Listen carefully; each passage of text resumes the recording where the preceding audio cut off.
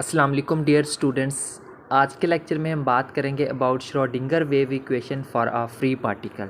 Students, last दो lectures हमने Schrodinger wave equation को ड्राइव किया था independent case, in time independent case के लिए भी और टाइम डिपेंडेंट केस के लिए भी। अब उसी श्रोडिंगर वेव इक्वेशन को हमने वन बाय वन करके ड्राइव करना है डिफरेंट पार्टिकल्स के लिए, जिसमें सबसे पहले हम बात करेंगे फ्री पार्टिकल की। तो आज के लेक्चर में हम जो है वो श्रोडिंगर वेव इक्वेशन को ड्राइव करेंगे फॉर अ फ्री पार्टिकल। तो सबसे पहले तो हमें पता होना चाहिए कि फ्री पार्टिकल क्या होता है, ठीक है। फिर हम उसके लिए श्रोडिंगर वेव इक्वेशन को भी कैलकुलेट करेंगे ड्राइव करेंगे। तो स्टार्ट करते हैं फ्री पार्टिकल से। A particle which is not subjected to any potential energy barrier so that it can move freely in space without any restriction is called free particle. अब free particle क्या होता है? ये basically हमारे पास एक ऐसा particle होता है जो किसी भी पोटेंशियल बैरियर के साथ सब्जेक्ट नहीं होता, इस तरह से कि वो जो है वो स्पेस के अंदर फ्रीली मूव कर सकता हो विदाउट एनी रेस्ट्रिक्शन, बगैर किसी रुकावट के। तो उस तरह के पार्टिकल को हम क्या कहते हैं कि हमारे पास क्या होता है? फ्री पार्टिकल होता है, ठीक है। आगे देखें, any electron removed from an atom and on ionisation and alpha particles and beta particles emitted from radioactive materials are examples of free particles. अब इसके अगर हम एग्जाम्पल्स की बात करें तो कोई भी इलेक्ट्रॉन जिसको हम आयोनाइजेशन के ऊपर किसी भी एटम में से रिमूव करते हैं वो क्या होता है? हमारे पास बेसिकली एक फ्री पार्टिकल ही होता है। और इसी के साथ साथ और एग्जाम्पल की बात करें तो जो अल्फा पार्टिकल्स होते हैं और बीटा पार्टिकल्स होते हैं जो कि रेडियो एक्टिव मटीरियल्स में से एमिट होते हैं, वो भी क्या है? फ्री पार्टिकल्स की हमारे पास एग्जाम्पल्स हैं। तो ये था basic concept about free particle. उसके बाद अब हम बात करते हैं Schrodinger wave equation for free particle. यहाँ से शुरू करेंगे। Since the Hamiltonian operator for the motion of the particle in one dimension is given as. अब हम जानते हैं कि जो किसी भी पार्टिकल की मोशन का जो हैमिल्टोनियन ऑपरेटर होता है वन डायमेंशन में, वो हमारे पास किस चीज़ के बराबर होता है? वो बराबर होता है h is equal to minus h cut square over 2m dot partial square over partial x square plus vx, इस चीज़ के बराबर होता है। इसको हम कह देते हैं इक्वेशन नंबर 1, ठीक है।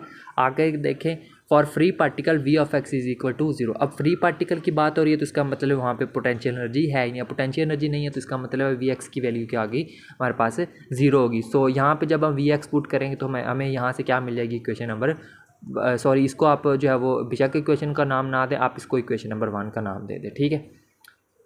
So, since the time independent Schrodinger wave equation for a free particle of mass with wave function psi is। अब हम जानते हैं कि जो Schrodinger wave equation होती है, time independent Schrodinger wave equation होती है वन डायमेंशन में, वो हमारे पास किसके बराबर होती है? एच साई बराबर होता है हमारे पास ई साई के इक्वल होता है, ठीक है।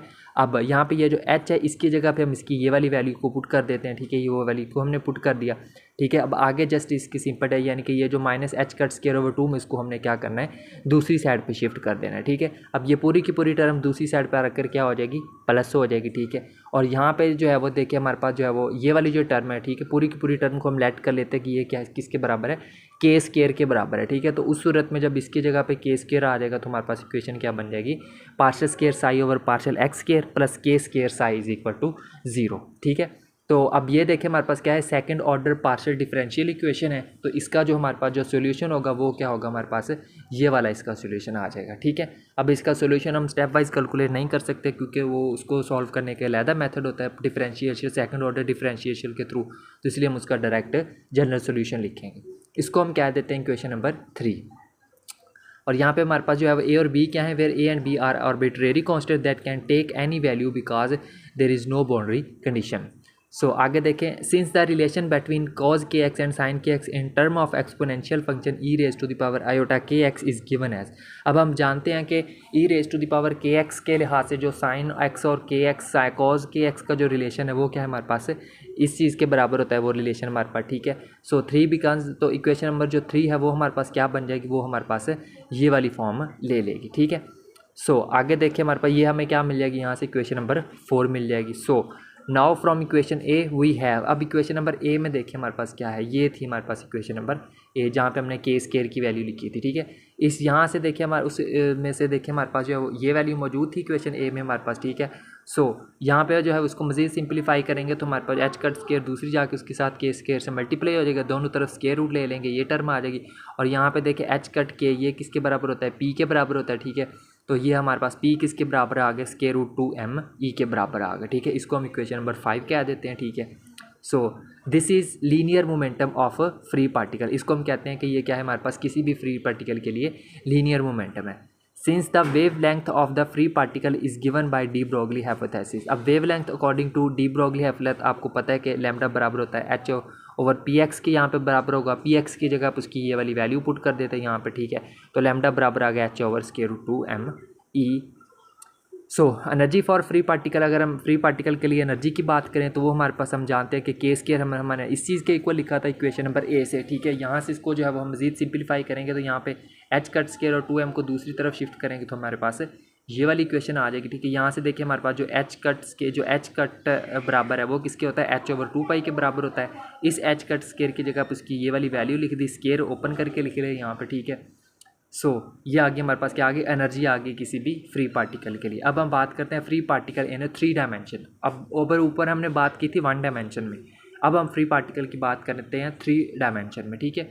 Since the x dependent Schrodinger wave equation is given as, ठीक है। अब देखें हमारे पास जो है वो ये इक्वेशन हमने ड्राइव की थी, ठीक है, ऊपर। सो इसको हम क्या देते हैं यहाँ पे दोबारा से इक्वेशन नंबर 1 का नाम देते हैं, ठीक है। अब कैपिटल से शुरू कर लेते हैं और यहाँ पे ये जो हमारे पास जो के था ये क्या था हमारे पास इस चीज़ के इक्वल आ गया था, ठीक है। अब एक्स कंपोनेंट के लिए हासिल ले रहे हैं तो इसलिए के साथ हम एक्स का वर्ड यूज़ करें। The normalised solution of the this x dependent Schrodinger wave equation. अब इस x dependent Schrodinger wave equation का जो नॉर्मलाइज्ड सॉल्यूशन है वो हमारे पास क्या है, इस चीज़ के इक्वल होता है। इसको आपने सेम एज इट इज़ जुबानी याद कर लेना, ठीक है। इसको हम कह देते हैं इक्वेशन नंबर 3। सिमिलरली यहाँ पे हमारे पास ये एक्स के लिए था तो y dependent Schrodinger wave equation के लिए क्या होगा, ये होगा, और जेड के लिए क्या होगा हमारे पास ये आ जाएगा, ठीक है। इनको हम सिमिलरली हम क्या देते हैं रेस्पेक्टिवली इक्वेशन नंबर 3, 4 एंड 5 का नाम दे देते हैं, ठीक है। सो आगे देखें, now the net wave function is, अब जो नेट वेव फंक्शन होगा हमारे पास वो किसके बराबर होगा, डेफिनेटली हमारे पास तीनों की प्रोडक्ट के बराबर होगा, ठीक है। तो इन इक्वेशन नंबर 3, 4, 5 में देखें हमारे पास इन तीनों की जो है वो वैल्यूज़ पड़ी हुई हैं, ठीक है। तो वो हमने इन तीनों की यहाँ पे वैल्यू से उनको रिप्लेस कर दिया। अब आगे इसकी जस्ट सिंपल कैलकुलेशन है, ठीक है। अब देखें यहाँ पे जो नीचे आपके पास जो 3 स्क्वायर रूट इकट्ठे हो रहे हैं इनको जब को हम इकट्ठा करके लिखेंगे और बटे के ऊपर लेके जाएंगे तो 2 पाई पावर -3/2 हो जाएगा, ठीक है। और साथ में जो है वो ई की हमने बाकी तमाम पावर्स को एक ही बेस में लिख दिया क्योंकि, ठीक है, सॉरी यहाँ पे जो है ना आई थिंक हाँ ठीक है। सो उसके बाद देखें, ठीक है। अब यहाँ पे देखें हमारे पास जो है वो किसके बराबर आ जाएगा, यहाँ पे ये चीज़ ये वाली टर्म तो हमारे पास सेम एज टीज़ आ जाएगी, ठीक है, 2 पाई वाली। तो बाकी देखें यहाँ पे हमारे पास अयोटा, अब अंदर देखें हमारे पास क्या रहेगा, यहाँ पे के प्लस आर आ गया। के प्लस आर कैसे आया, क्यों आया, इसको हम इक्वेशन नंबर 6 का नाम देते हैं। आगे देखें, where k and r wave and position vectors respectively, ठीक है। अब क्या करना है, इन सब में से के को कॉमन ले लेना, ठीक है, और एक्स वाई जी उसकी जगह पर क्या आ जाएगा, आर आ जाएगा, ओके।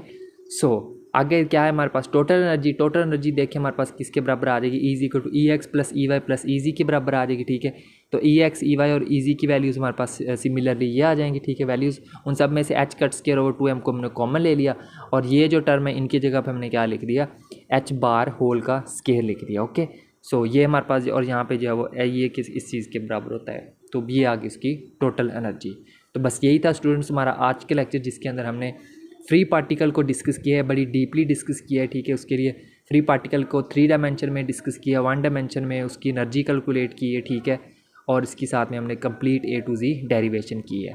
तो उम्मीद करता हूँ आपको आज का लेक्चर बड़े अच्छे तरीके से समझ आया होगा जिसमें हमने Schrodinger wave equation for a free particle को डिस्कस किया है। मिलते हैं नेक्स्ट लेक्चर में किसी और टॉपिक के साथ, तब तक के लिए टेक केयर एंड अल्लाह हाफिज़।